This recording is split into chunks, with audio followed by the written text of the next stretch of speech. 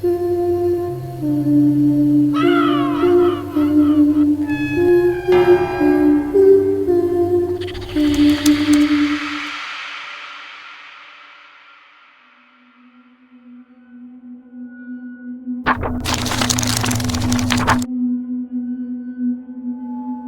huling bahagi ng 1980, may isang maliit na kainan sa likod ng masisikip na eskinita ng Divisoria.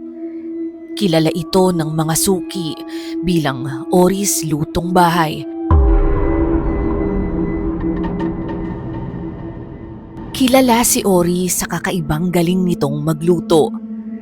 Kahit karaniwang adobo, may malinamnam na lasa na hindi maipaliwanag.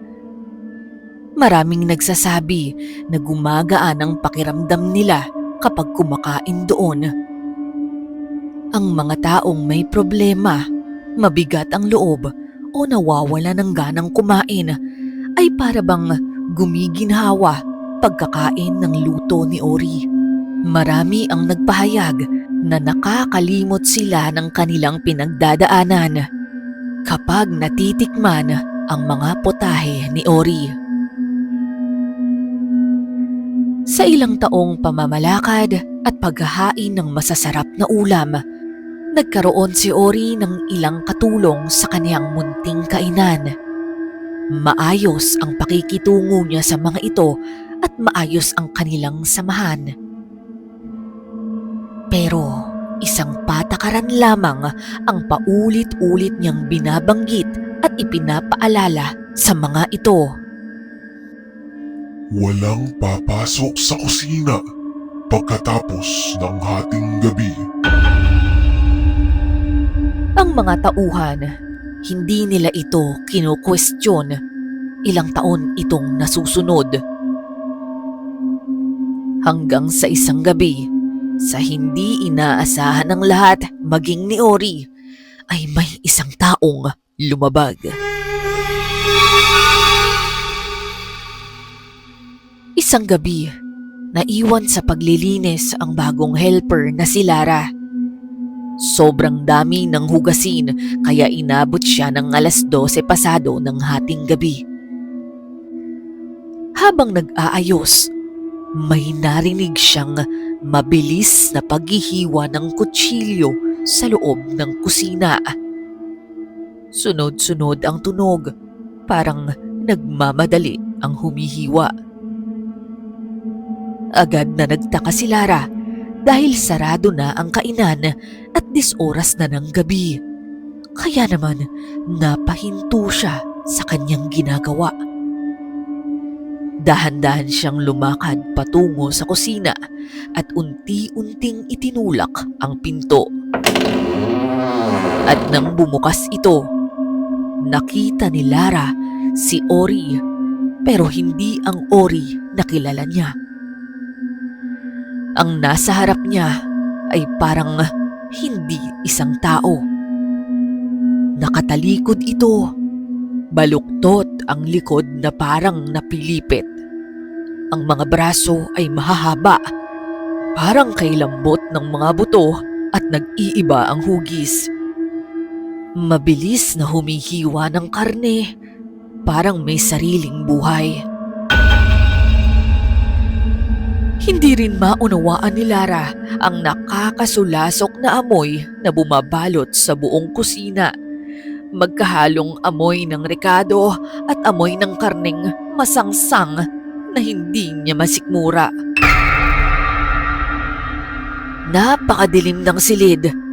Nagpatay sindi ang mga ilaw at sa sandaling muling lumiwanag, doon niya nakita ang muka na lumulutang sa kumukulong sabaw.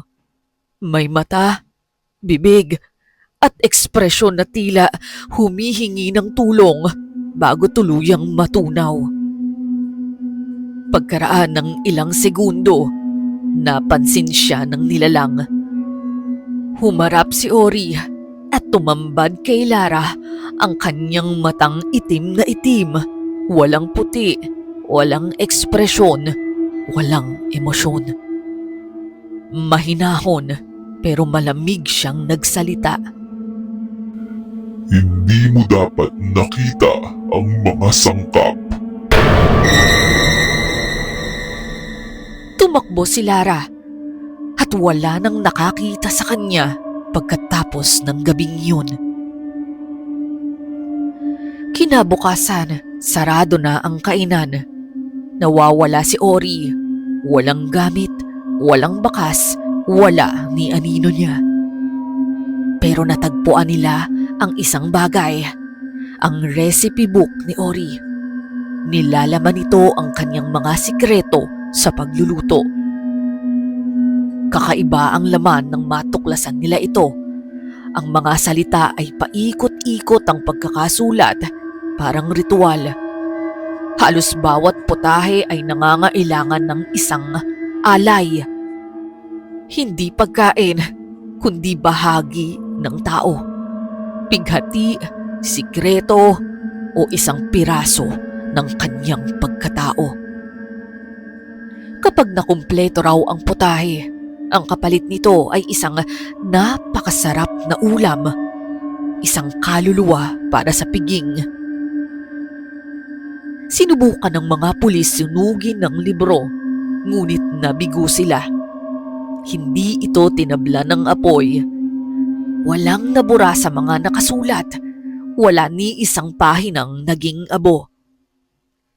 Kaya naman napagdesisyonan nilang itago ito, inilagay sa isang lugar na nakakandado at tuluyang nakalimutan habang lumilipas ang mga taon. Pagdaan ng mga dekada, kumalat ang kwento sa mga nagtitinda sa madaling araw, sa mga lumang kusina o saradong karinderya. Bandang 3:00 daw ng umaga, may naririnig sila. Mabilis na tunog ng kutsilyo, sabaw na kumukulo kahit patay ang kalan, at isang paos na boses na nagsasalita sa kawalan. Tikman mo. May ilang nagkukwento rin na nakakita sila ng isang lalaking payat, nakasuot ng punit-punit na uniforme ng tagaluto. Nakalugay ang mahabang buhok sa muka. Ang mga braso niya ay baluktot, parang may hinahalo sa kawaling hindi naman nakikita. At sa tuwing lumilitaw siya, may nawawalang tao sa lugar sa loob ng ilang araw. Ang sabi-sabi, may hinahanap siyang huling sangkap para makabalik bilang tao.